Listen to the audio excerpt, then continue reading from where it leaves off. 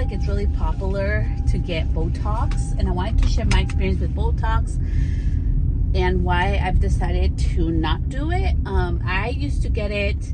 It was over 30 shots. It was for my migraines, okay? So I did it for almost 2 years. It was amazing. It really like transformed and saved my life just because I cannot take regular medication. So I tried over 12 different medications. None of them were well for me.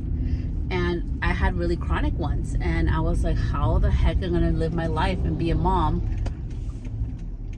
with this chronic migraines? And it was amazing for that, but there was a really bad side effect. That's why I'm terrified of it. So today's episode is gonna be the side effects of it, what I noticed while I was on it, because it would be here, and then all down my scalp into the side of my shoulders. So I'm gonna share about just this right here, which is my expression lines, what I've noticed afterwards. And yeah, this should be a really fun episode about just learning to love myself and aging gracefully. Why I've decided not to do lip fillers and all the things. This is just my experience. I'm not judging anybody. I feel like we each have our own different things. Also, I am not like anti like make yourself beautiful, feel good. I mean, I've had plastic surgery. We'll do that another episode. I don't want to talk about it in this episode. So I'm just giving you a little feedback about this, okay? I'm coming from a non-biased part just from my experience. It's something to think about because nobody told me all this stuff that I went through. So with that, let's get started. So I started getting Botox. It was amazing. So what it does is like it keeps the receptors from talking to each other. So it disconnects them so there was no pain. I still have the aura all the time from my migraine, so that has not left me. So I see, like, you know, when you wake up and you see like little dots, like little floaties around your vision, that I see that all the time. That's never gone away, but I've learned how to live with it and not be dizzy by it.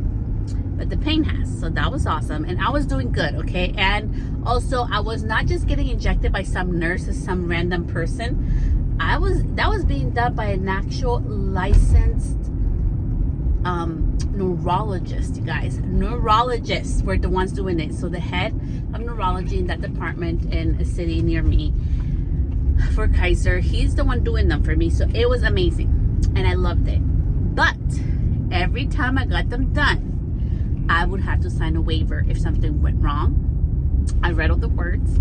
I could die from it. So let's be real, like Botox ain't all that safe, especially when it's going in your head, right? So I would sign the waiver, get my shots, and we'd be good for a couple months until the next time I had to come back around. And it became less frequent. So in one of those turns and times, my neurologist was out of the office, and you know, like when you get like those really bad migraines, it's not like, oh, I can wait a week or two. Like, no, like we need relief. So I'm like, okay, I'm gonna trust a different neurologist to do it. So another neurologist, she did them. And I felt something weird with one of the injections. I'm like, this feels weird. This doesn't feel like I usually when I get them done. This part of my face started feeling numb and tingling. I'm like, that's hella weird. I wonder what's going on. Maybe I'm just tripping. Maybe I'm just like nervous or whatever.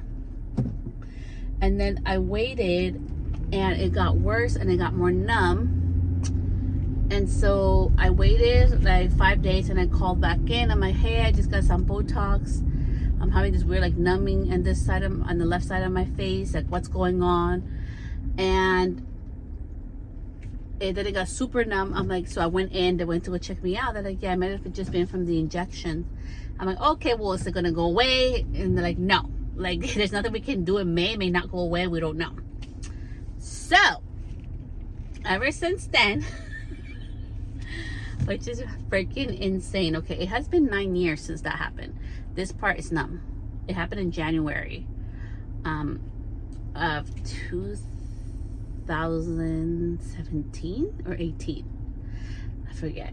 One of those 2 years. And this has been numb ever since. So that's why I am freaking terrified of Botox. Because, I mean, shit, I had a neurologist doing that to me.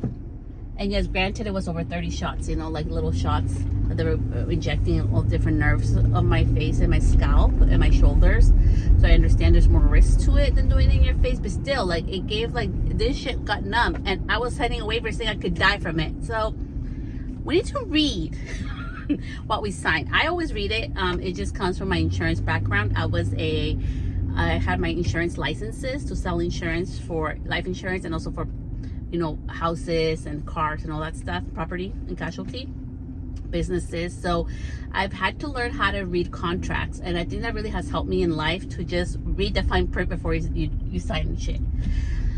So that's why I'm terrified of it. Now let me share about the pros that when I used to get it here, it was so smooth because it was right here, those two right here and right here, which if you think about it, that's our expression lines, right? And I tend to like smile a lot, and I talk a lot with my face. This past years, I have learned to, like, this past like 8 months, I've been trying to talk less and less with my face because I'm getting more wrinkles. It says I can't put Botox in there to fill it up. I'm waiting to control how many wrinkles Celeste is getting. So that's why I stopped like talking so much with my face, and it has been a lot of practice. Sometimes I feel like it might not be as expressive, but it's really important because I mean, I don't want to do Botox anymore ever again if I get to choose. So that's the thing. So this was so smooth. It made my face look so pretty because I have a big expression line here from when I laugh, and here as well from when because I talk a lot with my face. I used to. So I missed that. I loved how smooth it was, and I felt like it just completed, because if this was all smooth, it just completes the whole face, you know, because my forehead was smooth, so it looked nice. So I love that. I'm not gonna lie about that. Like, it is nice to get that done, but side effect of being still numb to this day right here is not cute. And that's why, like, when I talk too, sometimes it's really hard for me to talk because I can move this cheek more and this muscle more than this one. It's the freaking weirdest thing, and most people don't know that about me, but that was a really bad side effect. That's why I've decided to do Botox. Now, having said that, my family, as you can tell, I have really bad hooded eyelids. It runs in my family. It's genetic. And one of my family members was already told by her optometrist she has to have this surgery for her eyelid. I forget what it's called. I'll put it up there once I Google it. She has to get that done because it's obstructing her vision and it's affecting her vision. But she doesn't want to do it because she's scared.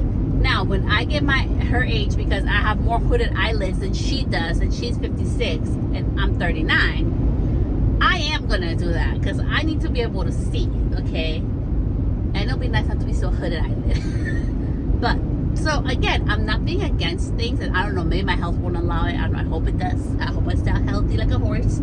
But, you know, like, I am not against plastic surgery. I'm not against fillers. I haven't done fillers just because, like, if you think about it, this is like my big thing. You are filling up your skin, you're stretching it with the liquid, and then your body soaks it in, and then you have to keep stretching it more, right? Because if you think about it like a balloon, right? If you stretch out that balloon, when you deflate it, it's stretched out. So you have to fill it up again, and then it's stretched out. So you have to keep filling it up. You're gonna have to fill it up with more air, right? So you have to put probably more of this. And I know it looks pretty, but you know what? That's why I like to use like lip plumping lip glosses. I actually have one here. It's from Sephora. I'll show you. So this one, I love. Oh no, this is the Milani one. This one's lip plumping too. But I love lip plumping ones because it just makes my wrinkles in my lips look less, and it makes it look full and pretty. So that's what I tend to do instead of trying to fill my lips, you know. And I just been so scared by it that I just don't want to do anything on my face. Also, like, I don't know, I think because I come from the generation where, like, we didn't get to wear, like, right now I'm wearing my natural hair. We didn't get to do that. Like, being slim and having stick straight hair was the thing. Like, you know, that was beautiful, that was acceptable, and it was so hard to be different, you know. And I remember, like, even for me, like, being Latina and stuff, right? It's also like about how we look. And like, oh, I was beautiful because I was skinny. Oh my gosh, you were so skinny. Like, what happened to you, right? For me, it's been a lot of health issues. And honestly, being honest and transparent, you know, my own family, I've had to be like, you know, like, it really hurts my feelings when you're like, I know I'm drinking a fucking soda. Okay, calm down. I'm like, it really hurts my feelings. We guys talk about my weight because I do have health issues that have been part of the problem of why I gain weight. Because I honestly, like, I eat pretty healthy. Yes, I have my snacky, I have my baby Sprite over here. I exercise, I go to the gym, I go on walks. Like, there's a lot of things I do to keep a healthy lifestyle, and it has nothing to do with me being lazy ass at home. So I just have to like really work on myself this past few years to really learn to love myself as my new body and be grateful that I'm healthy. So with that, for me, I've chosen not to do Botox. I've chosen not to do lip fillers. Again, if my eye view gets abstracted, yeah, I'm gonna do my little eyelid surgery, but till then, like, I don't want to. Like, I don't want to look stretched out. Like, I think to be able to get older is a gift. And probably, honestly, like, it stems from, I lost my dad at a really young age. My dad was 33 when he passed away.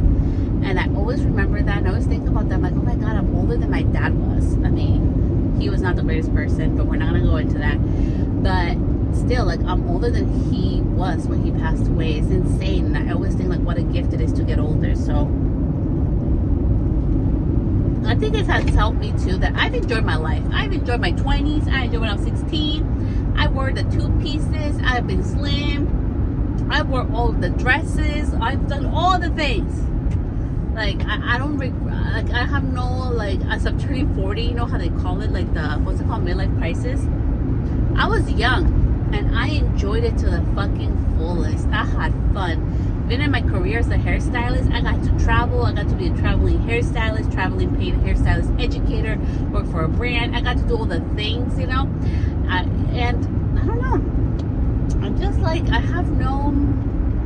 just enjoy being older, I guess. I'm just enjoying this part of my life, and that's why I chose not to do Botox. And that's why to share my experience of how scary it was. And like, I just, as always, you know, I have family members who do Botox. Like, it's no big deal, and I don't mind. Like, I mean, I'm like, to each their own. I'm not here to tell people what to do and not to do. I just always say, number one, read the fine print before you get anything done. Read what's saying in there, and make sure you're making the conscious decision of what potential consequences from your actions can come. Number two, hire somebody professional. Like, you know, it's not like a neurologist meant to be harmful towards me and hurt me. Like, it's just things that happen. I mean, I haven't been gotten it for 2 years. I was getting them every couple months. Like, they do this all the time. It's just shit that happens and risks that can happen, right? So just do your due diligence. Make sure that you research who's doing your work. And number three, like, research what they're putting in your body. And I did want to share that because, especially like with, I don't, like, you don't hear as much, but a lot with like more the like Latino like community, like getting injections or getting like botched plastic surgery, people who have died, even artists who have gotten, you know, work done in other countries and stuff that nearly died because they get things injected in their body that don't belong in their body. I think it's so important that we always do our due diligence, right? Like, where you're getting your surgery, who's doing it for you. Even when I got my own plastic surgery, I did my due diligence. I did my research, and I could have gone to another country, done it for cheap or whatever, but I didn't want that. I wanted someone who was reliable, who knew what the hell they were doing, that were reputable, and that I know I could trust, and with my life, because it is, you know, like doing all that kind of stuff, you're messing with your life too, you know. So that was my experience with Botox. I hope that you enjoyed this episode, more laid back from my car. And if you decide to do Botox, like, do your research, ask questions, you know, ask about all this. This is just, today I'm just sharing my perspective and my experience with Botox, but I decided not to do it. And I will see you back here next week. Bye, love.